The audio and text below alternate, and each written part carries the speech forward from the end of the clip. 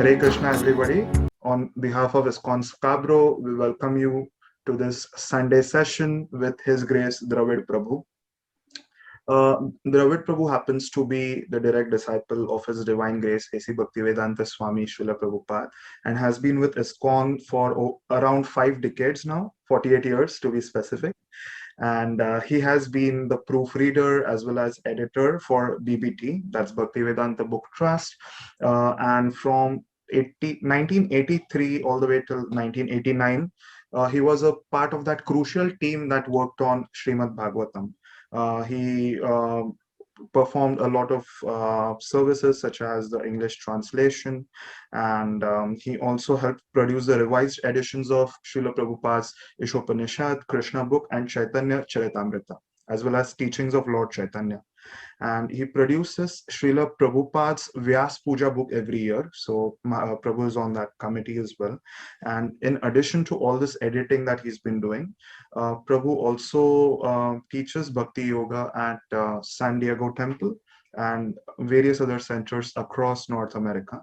And throughout all his journey, Prabhu has developed an immense love for Sanskrit language, and especially the elaborate verses from Srimad Bhagavatam and other bhakti literatures. And his devotion, his expertise in chanting, they just form a marvelous combination. Prabhu has been a Naishtiki Brahmachari since the time he joined ISKCON, and words will fall short to describe Prabhu's glories. So without eating away into his time, I would kindly request Prabhu to take over. And Prabhu, you can share screen as well whenever you're ready. So it's all set up. I may want to Thank do you, that. Prabhu. Over to you. Very good. Very good. So first I'd like to offer my obeisance to everybody. Vansha kalpatarubhyascha kripasindhubhyevacha patitanam pavanebhyo vaishnavebhyo namo namaha. I'm very happy that I was asked to speak today. And today I titled the talk two prayers by Prahlada Maharaja, the essence of Lord Chaitanya's Sankirtana movement.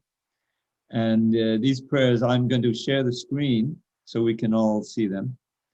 And hopefully this will work. Yeah. Oops. Yeah. Can everyone see that? Yes, Prabhu. It's visible. Here we go. Let me move this off so I can see. Okay. So this is text 43 of chapter 9 of the 7th canto. Many of you may be familiar with the prayers of Prahlada Maharaj. Srila Prabhupada often quoted numerous numbers of them. And this one and the next one are these two prayers that I had in mind about the Sankirtana movement. So what I'd like to do, first of all, Om Namo Bhagavate Vasudevaya. Om Namo Bhagavate Vasudevaya. Om Namo Bhagavate Vasudevaya. Before reciting the Srimad Bhagavatam, which is the very means of conquest, we should offer our respectful obeisances unto Lord Narayan, the Supreme Personality of Godhead, unto Narayan Rishi, the supermost human being, unto Mother Saraswati, the goddess of learning, unto Srila Vyasadeva, the author, and unto Srila Prabhupada, the translator, commentator, and our spiritual master. So this verse comes near the end of the prayers, and you'll see, we'll chant it, and I'm going to read the purport also, and how this verse and the next verse really form a very strong part of the foundation of the preaching movement of Lord Chaitanya. So I think best thing is if everyone stay muted, and I'll chant line by line. You can chant along with me or whatever, but otherwise it can get a little confusing. There's a delay and so forth. Naibod Vijay Padadudattaya Vaitaranyas Tvanviyagayana Mahamata Magna Chittaha Shochetito Vimukacheta Sahindriyata Maya Sukhaya Badamun Vahato Vimudhan. So once again, this is, all right, how do I get this thing completely? All right, good. O best of the great personalities, Lord Nrsimhadev, I am not at all afraid of material existence, for wherever I stay, I am fully absorbed in thoughts of your glories and activities. My concern is only for the fools and rascals who are making elaborate plans for material happiness and maintaining their families, societies, and countries. I am simply concerned with love for them. Purport. Throughout the entire world, everyone is making big plans to adjust the miseries of the material world. And this is true at present, in the past, and in the future. Nonetheless, although they make elaborate political, social, and cultural plans, they have all been described herein as vimudha, fools. The material world has been described in the Bhagavad Gita as dukhalayam shashvatam, temporary and miserable. But these fools are trying to turn the material world into sukhalayam, a place of happiness, not knowing how everything acts by the arrangement of the material nature, which works in her own way. Prakriti kriyamanani gunai karmani sarvashaha ahankara vimudatma kartam iti manyate. The spirit soul, bewildered by the influence of false ego, thinks himself the doer of activities that are in actuality carried out by the three modes of material nature. There is a plan for material nature, personally known as Durga, to punish the demons. Although the asuras, the godless demons, struggle for existence, they are directly attacked by the goddess Durga, who is well equipped with 10 hands and different types of weapons to punish them. She is carried up by her lion carrier, or the modes of passion and ignorance. Everyone struggles very hard to fight through the modes of passion and ignorance and conquer material nature, but at the end, everyone is vanquished by nature's laws. There is a river known as Vaitarani between the material and spiritual worlds, and one must cross this river to reach the other side, or the spiritual world. This is an extremely difficult task, as the Lord says in Bhagavad Gita 7:14. Daiviyesha gunamayi mamamaya duratya. This divine energy of mine, consisting of the three modes of material nature, is very difficult to overcome. The same word, duratya, meaning very difficult, is used here in this verse by Prahlada Maharaj. Therefore, one cannot surpass the stringent laws of material nature except by the mercy of the Supreme Lord. Nonetheless, although materialists are baffled in their plans, they try again and again to become happy in this material world. Therefore, they have been described as vimudha, first-class fools. As for Prahlada Maharaj, he was not at all unhappy, for although he was in the material world, he was full of Krishna consciousness. Those who are Krishna conscious, trying to serve the Lord, are not unhappy, whereas one who has no assets in Krishna consciousness and is struggling for existence is not only foolish, but extremely unhappy also. Prahlada Maharaj was happy and unhappy simultaneously. He felt great happiness and transcendental bliss because of his being Krishna conscious, yet he felt great unhappiness for the fools and rascals who make elaborate plans to be happy in this material world. Okay, I'm just going to speak a little bit on this first, and then we're going to explore the next one also. So I'm going to unshare my, how do I unshare? Okay. Hare Krishna. So, Om Jnanatimbarandasya Jnanandana Salakaya Chakshu Unmidatam Mena Tasmai Shri Gurave Namaha. I was born in the darkest of ignorance, but my spiritual master Sheila Prabhupada opened my eyes with the torchlight of knowledge. I offer my humble obeisance to him and all members of Sri Parampara. So before we begin exploring this verse in detail, just a little review of Prahlada Maharaj's life. Many of you are familiar from the 7th canto of the wonderful story of Prahlada Maharaj, who was born as the son of Hiranyakashipu, the great demon, the first demon in the universe, who had conquered the whole universe. And Prahlada, because he was instructed by Narada Muni in the womb on bhakti, he was a pure devotee, but his father didn't know that. Nobody knew that when he came out and he was being raised. So his father, one day he wanted to ask, he was in the school run by Shanda and Amarka, and what did you learn today? He was hoping he would learn the different ins and outs of Machiavellian politics, how to conquer your enemies and hold your friends close and all those things. But he immediately started preaching to his father. Tatsarumanneya Sudavarya Dehinam Sadasa Bhugvinda Dhyama Sadgrahat Hitpatmapatam Guhamandakutum Vanam Katoya Padamashayeka. Prabhupada would often quote this verse. And he's saying, the best thing I learned today, oh, best of the demons, Prabhupada makes the point in his lecture of explaining he didn't really call him father, he called him Asura Varya, means best of the demons. That's Asura Varya Dehinam, the best thing for whom? Best thing for all embodied beings, who are Sada Samudvigna Dhyam, whose consciousness is always disturbed, because they're holding on tightly to the impermanent, hoping that this will give them safety and pleasure in this world, but it's always a failure. That's explained in this purport so nicely. And then this word udvigna also appears here at a little different form. Na eva udvigje. I am not ever disturbed. And this very first verse that he speaks to his father, he says, materialists are always disturbed. Their consciousness is always disturbed because they're eternal souls and they're trying to hang on to the impermanent body and everything related to it, but failing and suffering all kinds of miseries. So what's the solution? Hitvatmapatam griyamandakupam. He says to his father, give up this materialistic household life, which is like a blind well, and go to the forest, specifically Vrindavan, and take shelter of Hari, Krishna. Now, this was an incredibly courageous thing of Prahlada Maharaj to say. He's just this delicate little 5-year-old boy, and his father, this monstrous demon, who has killed thousands of enemies and conquered the universe. And yet he's speaking the absolute truth to his father, which is the last thing he wanted to hear. His brother, Hiranyaksha, had already been killed by Lord Varaha.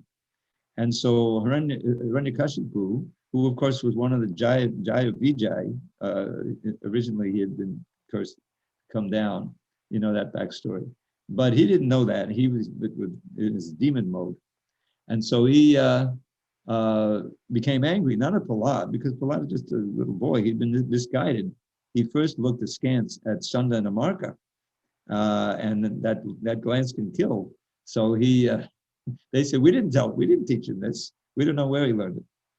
So he didn't take it too seriously at first. He thought, well, it's the beginning of his education. Somewhere he got this crazy idea. But from Prahlada's point of view, he was fearlessly preaching to his father.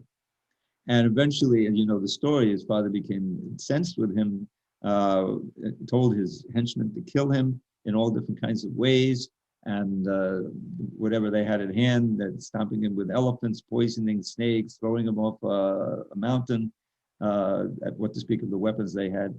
But they couldn't injure Prahlada. Prahlada is the epitome of meditation and absorption on Krishna. He's the exemplar of remembrance. And so he was protected from all of these dangers by Krishna. And finally, of course, another very courageous thing, he started preaching to his classmates. It's one thing that he himself was deviant, but now he's subverting the whole kingdom by turning the young demon children into devotees. So this was too much for Hiranyakashipu, and he decided to kill his son himself. But he couldn't. Lord Nrsingadev came and annihilated Hiranyakashipu, and these are the prayers that Prahlada is offering after that event. So the first thing I wanted to emphasize is that Prahlada, because he was completely Krishna conscious, he was courageous. And in what way did that courage express itself? In his willingness to preach, even in great danger, to spread the Krishna consciousness movement, even against great odds and dangers. And this is an essential element of the Sankirtana movement. We see from the very beginning, Lord Caitanya, when he started the Sankirtan, the congregational chanting out in the street, before it was in everyone's house. He was doing it in Srivas Thakur's house, wonderful kirtans, and everyone was chanting in their home. But the Muslims didn't allow it, tried to prevent it. So Lord Caitanya, Prabhupada says, civil disobedience, and he got everyone out on the street one night, and hundreds of thousands. They all had lamps, and they all went to talk to the Qazi. And the Qazi was afraid. He was hiding in his house. And Lord Caitanya spoke to him, and he said, okay, the Sankirtan can go on now forever. So but that's a characteristic of all the great preachers, whether you're divine incarnation like Lord Caitanya, Jesus Christ, or Sheila Prabhupada, Bhaktisiddhanta Saraswati Thakur. They all manifest this great courage because they feel to be protected by Krishna. And so what is Prahlad saying here? This is after Nrsingadeva, of course, has killed Ranjikashipu and all of the thousands of demons, many of them slain. So now Prahlad comes forward to pacify Nrsingadeva, and he sees his beloved Prahlad, and he becomes pacified in these prayers uttered. And this is near the end of the prayers. So now he's saying that I am not at all afraid of material existence. I'm not disturbed at all, because Duratya Vaitaranyas, this very insurmountable Vaitarani river of the material world, he's feeling that he's across it because he's with Nrsingadeva. Nrsingadeva is, of course, Supreme Personality of Godhead. He's not in the material world. And Prahlad is always meditating on him, and so he's also not in the material. And then he says, here's my method for counteracting any of the miseries. This is a very wonderful line, because this is also pertains to us and our own experience of Krishna consciousness. That at any moment, at any time, I can sing your great, powerful glories, and immerse my consciousness, chitta, in an ocean of nectar, the Mahamrita Magna Chitta. And that full absorption in hearing and chanting takes one right out of this material world. And we see in the pastimes of Lord Caitanya that this was his main mode of preaching, of spreading Krishna consciousness, as it is for all Gaudiya Vaishnavas, is the transcendental sound. If people simply take it up, especially in this age,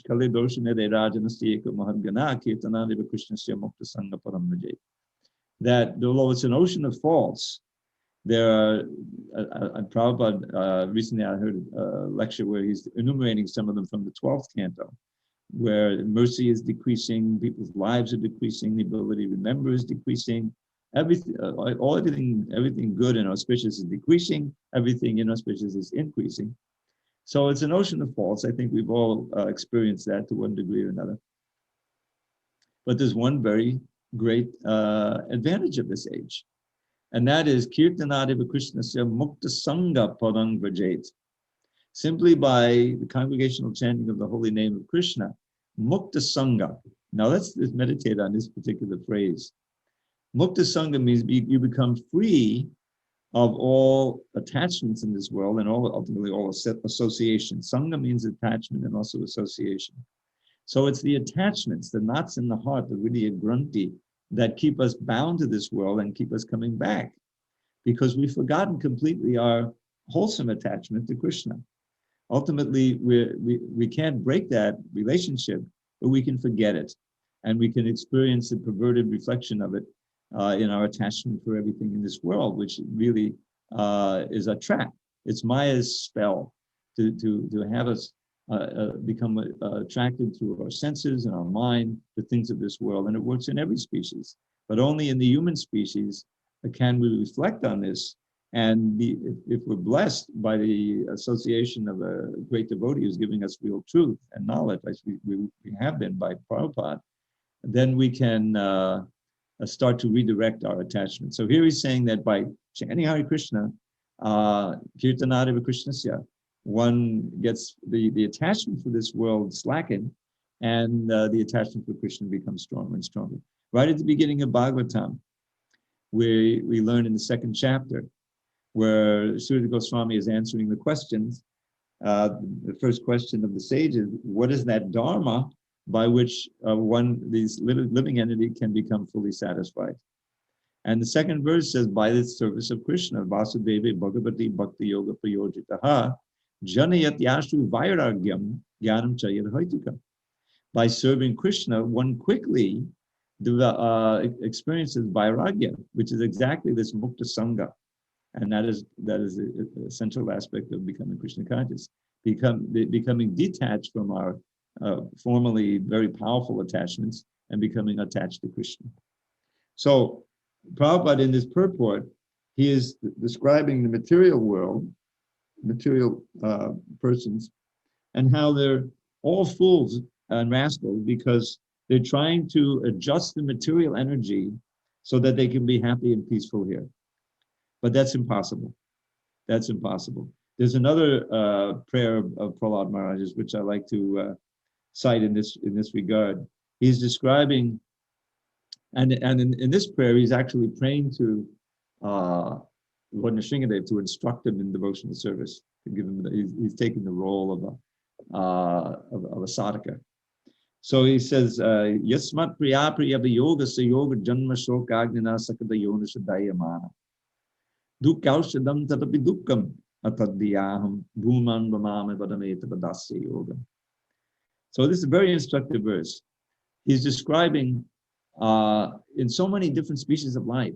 I've been experiencing, what is it?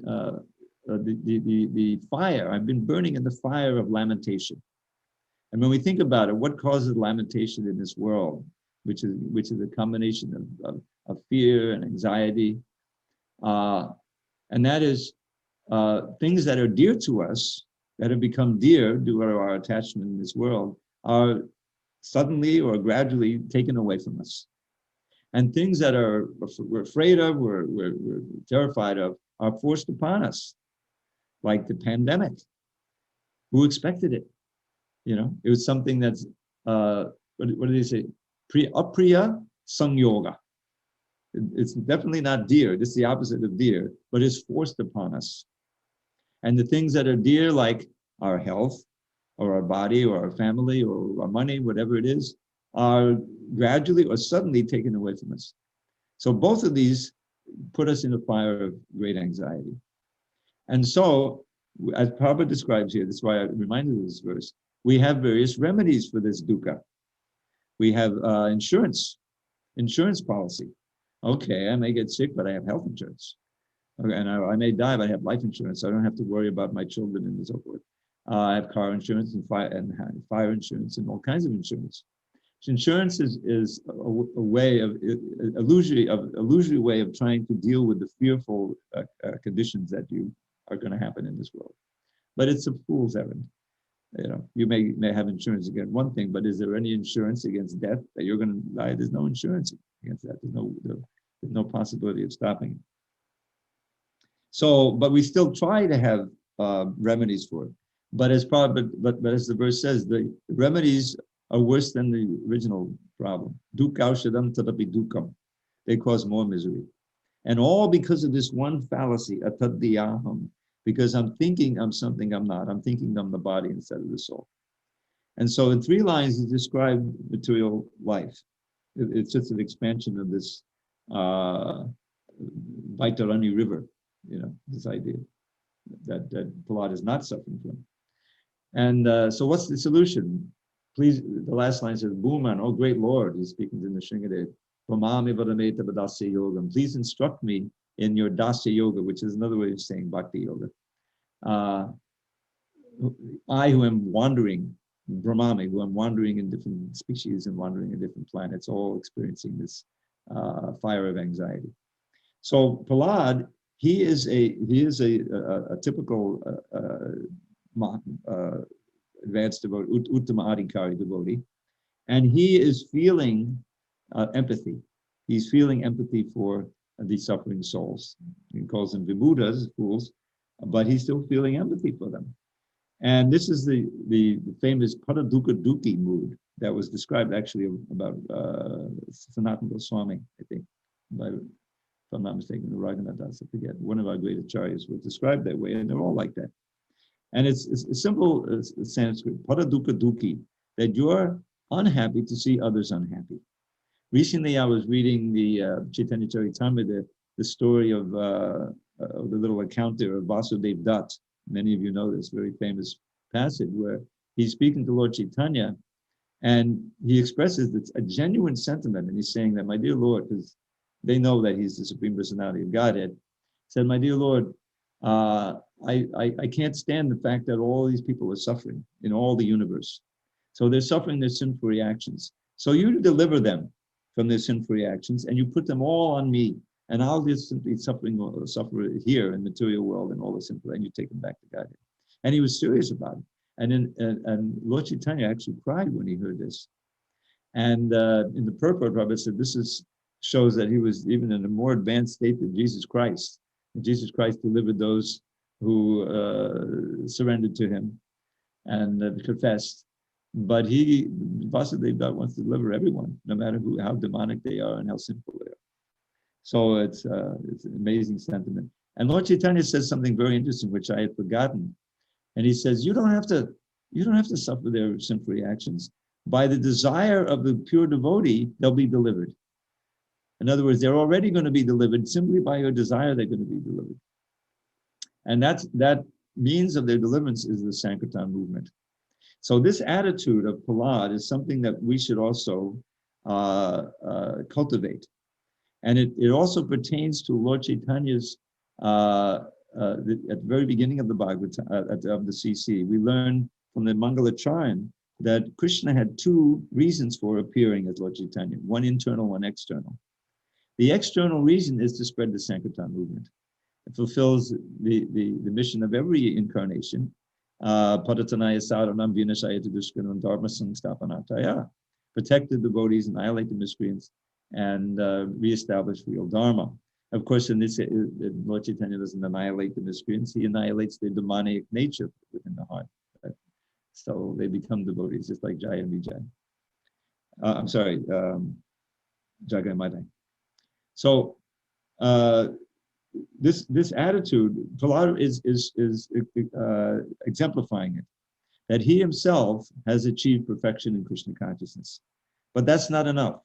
That now, because he's a soft-hearted devotee, he's a sadhu, as described earlier in the third canto, the nature of a sadhu, Tiksha Karunika. He's very tolerant and very compassionate and the friend of all, and always wanting their welfare. So he's expressing the real heart of a follower of Lord Chaitanya, sincere follower, who not only wants to advance in devotional service. Lord Chaitanya, Krishna wanted to experience the highest levels of prema bhakti that Radharani was experiencing in relation to himself. So that's the internal reason. But the external reason, which is so important for us, and is that he's appeared in this age of Kali to give what no incarnation has ever given before, the highest levels of devotional service, the rasa of conjugal love. But through the process of, basically through the Harinam Sankirtana, the easy process. So Prahlada is exemplifying that. He himself is at the highest levels of devotional service. He's experiencing bliss at every moment, but he's also unhappy. As Prabhupada says, happy and unhappy. He's blissful, immersed in Ananda, but he's unhappy to see these fools and rascals not experiencing that Ananda. And so he's urgently wants to give them Krishna. He wants to give them the process of devotional service. Okay, so I'm going to go on to the next verse and read the purport and speak a little bit, and then we'll ask for if there's any discussion. Okay, so let me share the screen again. And simply, I think this is it. And we'll just scroll down here, hopefully. Okay. So what I'd like you to do, you're already muted, so I'm going to chant it. You can chant along if you want. Prayena deva muneyasva vimukti kama maunam charanti vijanena parata nishtaha naitan vihaya rupanan vimamuksha eko nanyam tvarasya sharanam dhamato nupashye. My dear Lord Nrsingadev, I see that there are many saintly persons indeed, but they are interested only in their own deliverance, not caring for the big cities and towns. They go to the Himalayas or the forest to meditate with vows of silence, Maunavrat. They're not interested in delivering others. As for me, however, I do not wish to be liberated alone, leaving aside all these poor fools and rascals. I know that without Krishna consciousness, without taking shelter of your lotus feet, one cannot be happy. Therefore, I wish to bring them back to shelter at your lotus feet. Purport. This is the decision of the Vaishnava, the pure devotee of the Lord. For himself, he has no problems.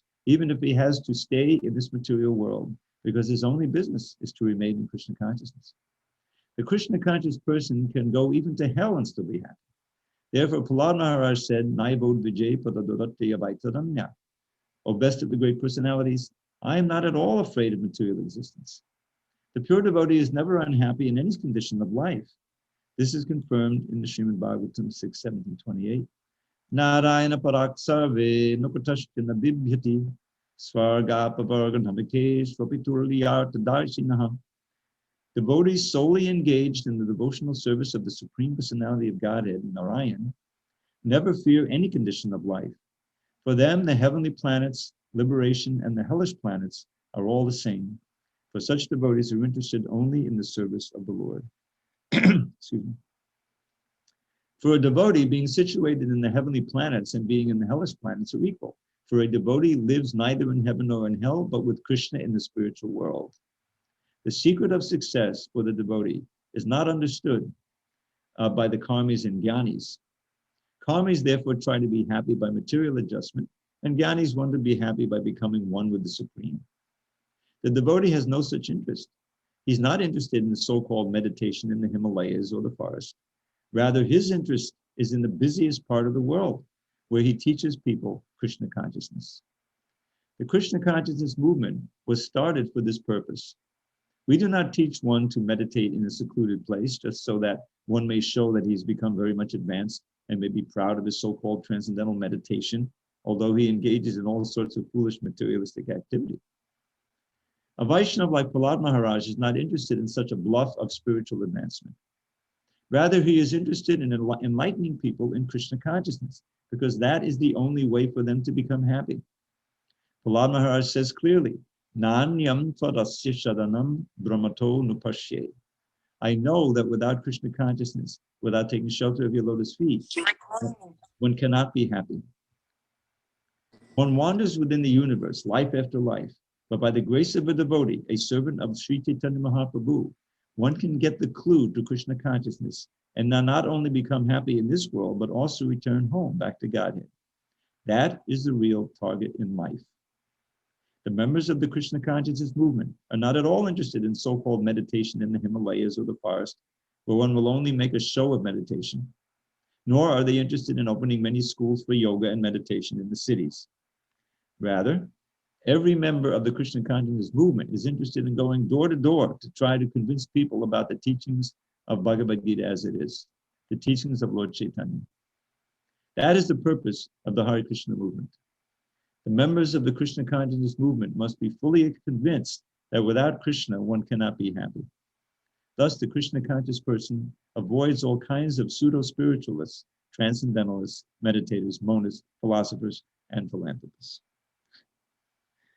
Om Jnana-timirandasya Jnana-shalakaya Chakshurmantamaya Tasmai Shri Veda Srila Prabhupada Ki Jai. So just one note, unless I forget, I hope I'm not going to embarrass him. I probably is not listening. But Ananda Gauranga Prabhu is a perfect example of this. I don't know if you know his story of how he joined Krishna consciousness movement. But a devotee went to his home where he was living, and door to door, and he bought a book on Krishna consciousness, and he visited the temple after that. And then he started coming regularly. And one of my visits, I stayed with him, and he very nicely put me up, he and his good wife. And I insisted that we go to Mangalarti. And I don't think he didn't go to Mangalarti. It's quite a drive from where he's living, from Scarborough there to go to the temple there. There's no temple in Scarborough at that point. But we drove early on, he got into the habit, and he became the Ananda Gauranga that we know today. So that was the mercy of the Vaishnava, of a devotee there in the temple. I'm sorry, I forget his name. I think he's from Russia. But so this is what Prabhupada came to do. Now Prabhupada himself showed a perfect example of this, of not just staying in Vrindavan, which he could have done, right? I mean, his god brothers, he set up there. He was sitting in Radha temple. He just chant Hare Krishna, go back to and attain perfection, show his perfection. But in any case, he had the order of a spiritual master, to preach in English and to go, spread Krishna consciousness throughout the world. And he had the prediction of Lord Caitanya. And moved by those two things, he, took great effort to publish the first canto. And 1 second. And the a great effort, got out of India. He had no money. He was begged his passage. The incredible story.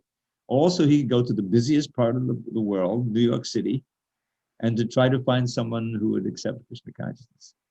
And by his determination and his pure Krishna consciousness and the blessings of Lord Chaitanya, of course, and his empowerment, he was able to attract that first group, which then gradually expanded all over the world. And that's why we have this movement.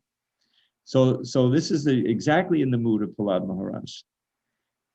Notice that in the beginning of this verse, I'm sorry, I've got the wrong verse. It says, Prayena Deva Muniya Swabhamukti Kama. That this idea for his own mukti, Swabhamukti, is a type of material desire. There's nothing spiritual about it. Basically, it's built out of simply fear of birth, old age, disease, and death. And one knows that, I'm just going to take birth again and again, unless I get free from this material body. But the impersonalists, they don't accept that the ultimate goal is service to the Supreme Absolute Truth. They want to merge and enjoy that freedom of birth, death, old disease for themselves. They don't care about anyone else.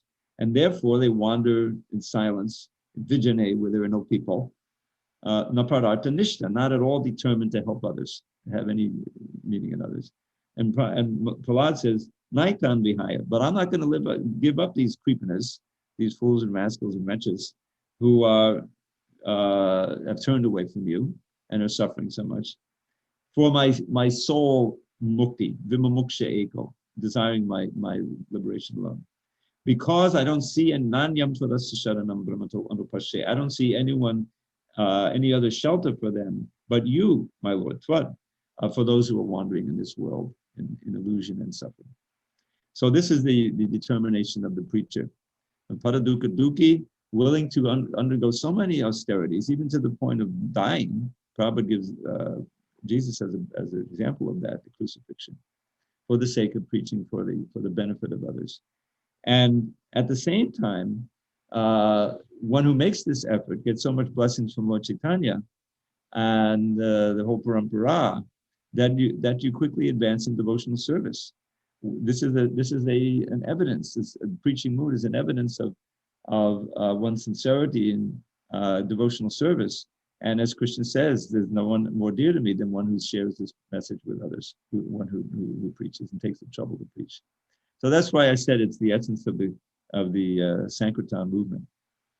It embodies the internal attitude and also the strength of one's own Krishna consciousness.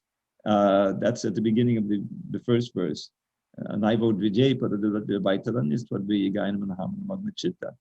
That when we absorb ourselves more and more in hearing and chanting and serving the Lord, and we get the higher taste and we experience ourselves the great joy and peace that comes even in this world of so much anxiety and trouble, the devotee can float along like a lotus in a river and remain equipoised even in the dualities of this world. That's one of the benefits of Krishna consciousness, as described, that the hell and heaven is the same.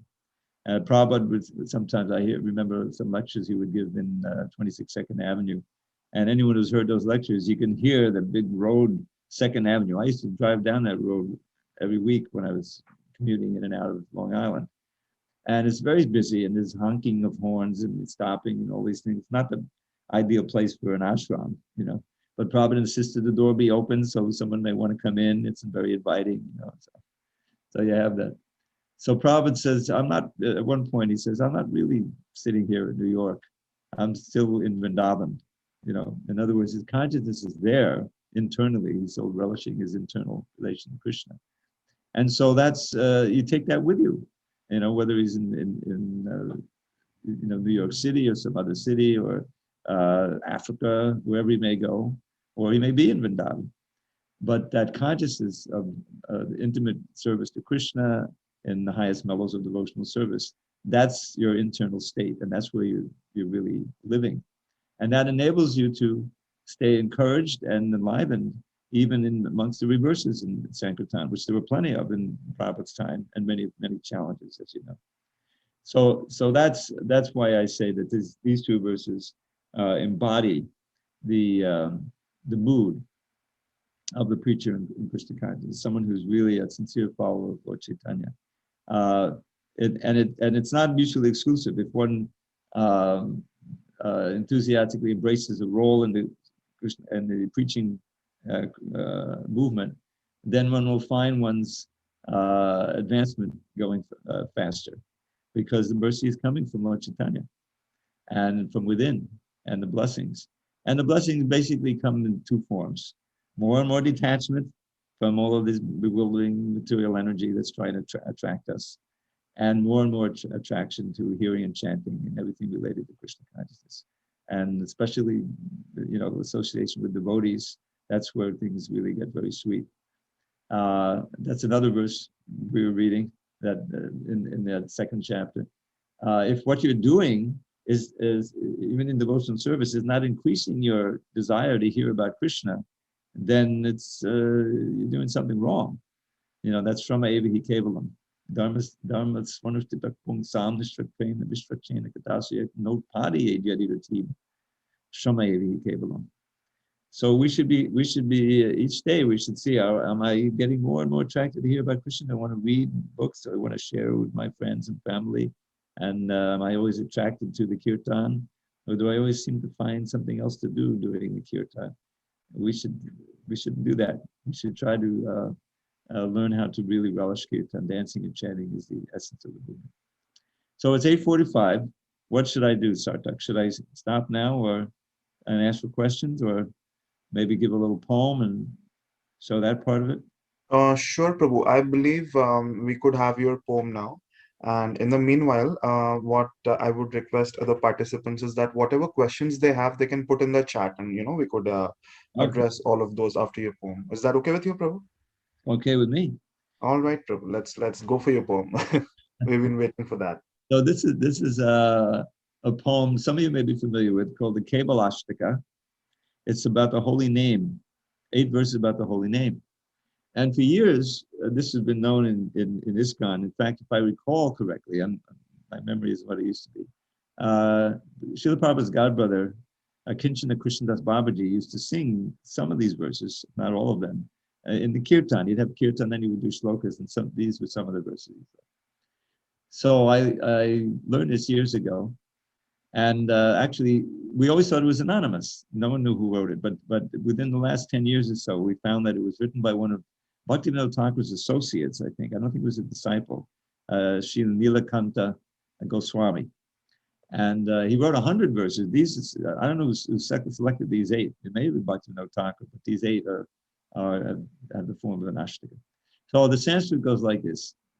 Morodam Maradebyopi Mangalebyopi Mangalam Pavanam Pavanebyopi Hare Nama Kevalam. Of sweet things, it's the sweetest you will taste at any time. Of things that bring good fortune, it's the perfect paradigm. Of things that purify, it purifies most powerfully. The holy name of Shri Hari is surely all that be.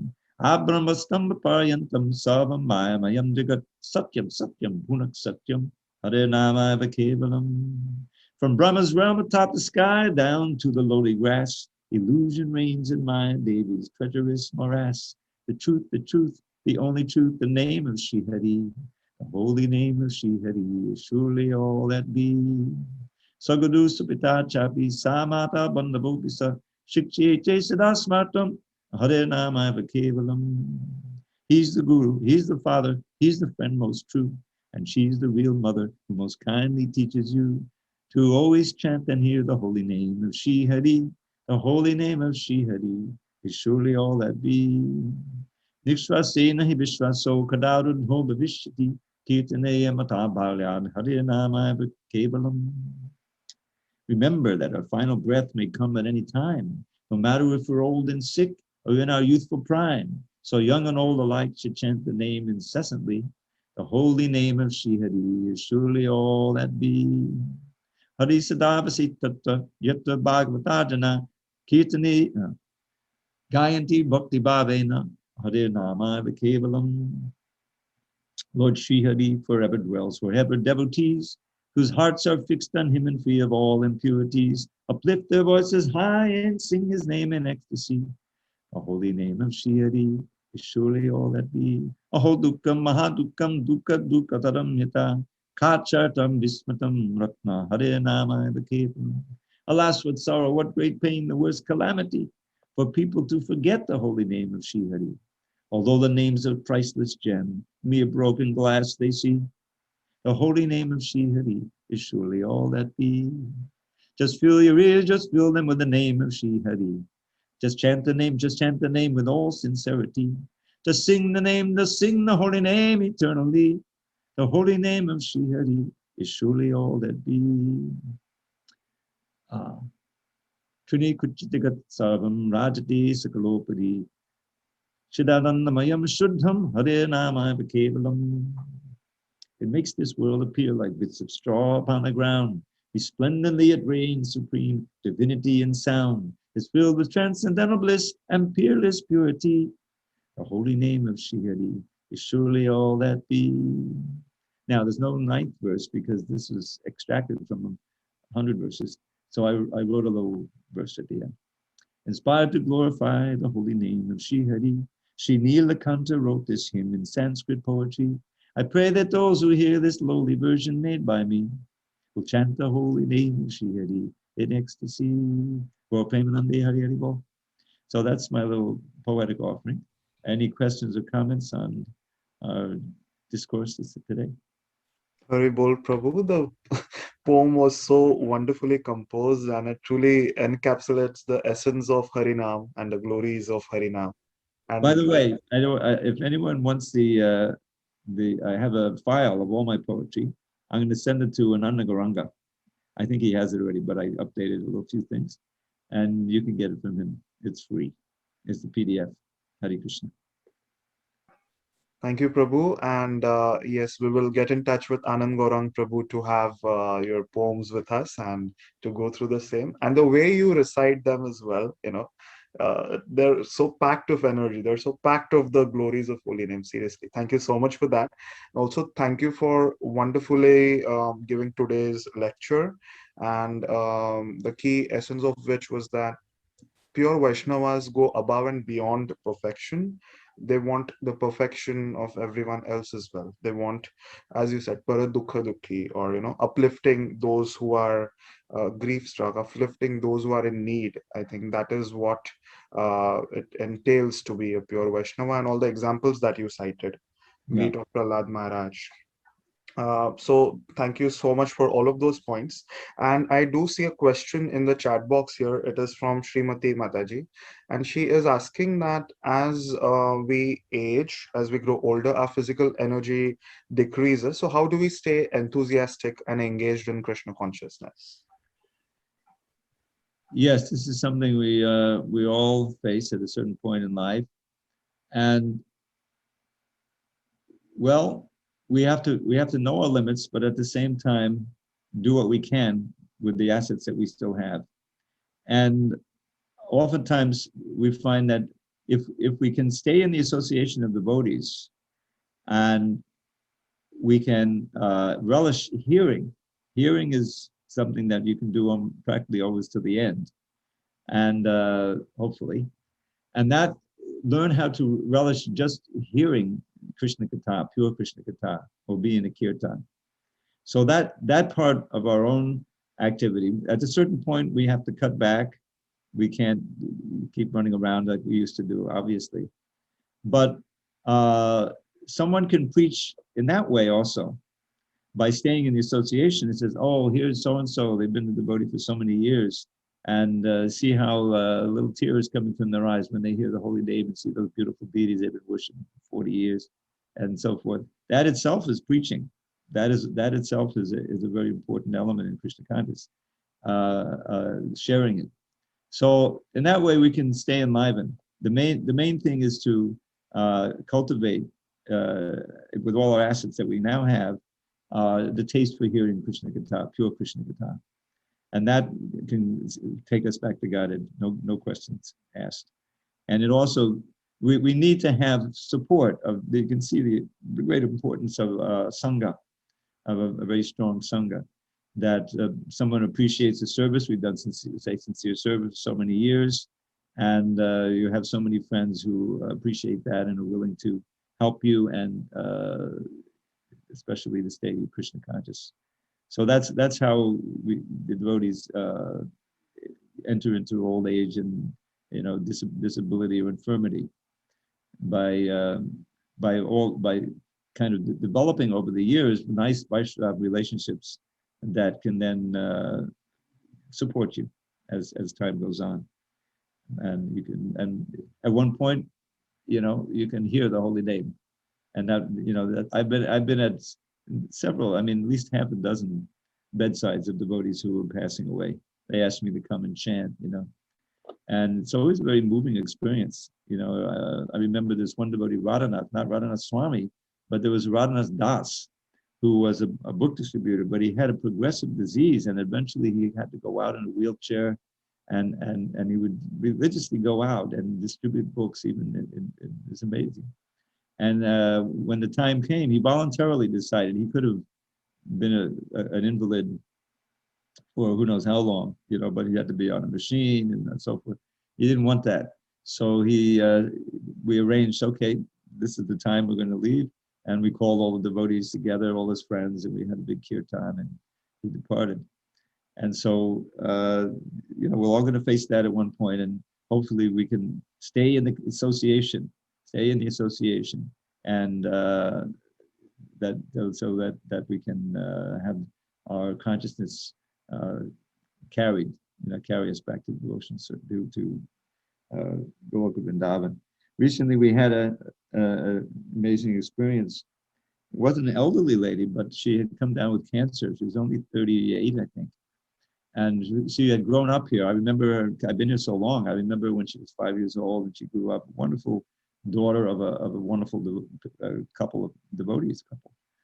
And she was in Gainesville at the time, but she had so many facilities. Her parents were able to come be with her, and she had so many friends around the movement who Gurudev, who was, because of the COVID, he was in Vrindavan, in Vijayamna Swami, but he was speaking to her for hours at a time.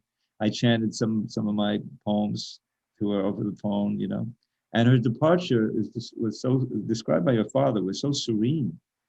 There was no hint of anxiety. It was just like she exhaled and she was gone and taken to the spiritual world.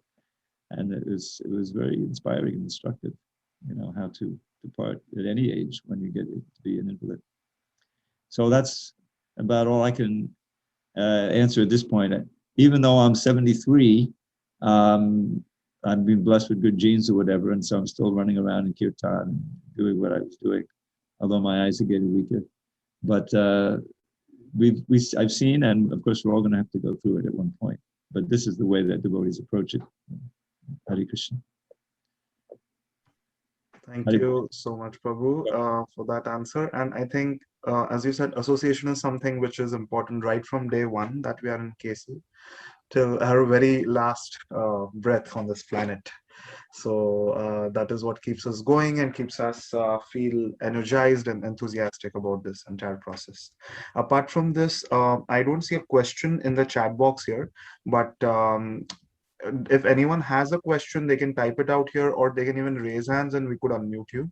That is fine as well. If you have anything that you want to check with Prabhu, you could ask it here.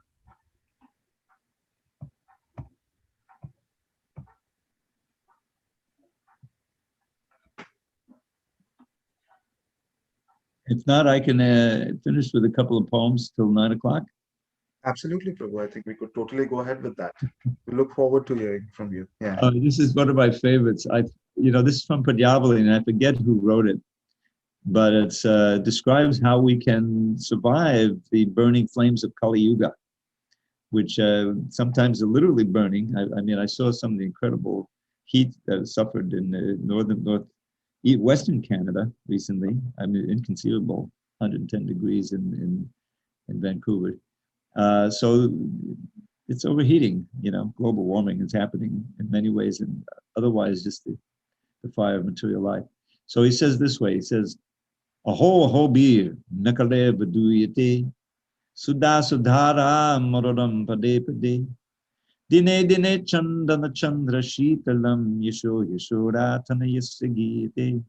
Because at every step this is just like Prahlada, because at every step they taste the flood of wondrous nectar sweet, whose cooling power sandal paste enhanced with camphor can't defeat. They feel as if the raging blaze of Kali's days had ne'er begun. How blessed are they who fill their days with praise of Shri Yashoda's son. So we should fill our days with praise of Shri Yashoda. That way we can survive in the Kali Yuga. Time for one more? Absolutely. Okay. Okay, this is a prayer that I chant every morning when we greet the deities. This is for Radha and Krishna. It's at the end of the last work of Rupa Goswami called the Utkalika Valari. I think I read and heard that this is the last poem he wrote. Pashupada, this is also one of Shivaram Swami's prayers. He has a book of his prayers. Pashupada Varindanandana Vanametam Maharati Yuvam Papatu Panayo Bave Bave Papatori Patambujeshame.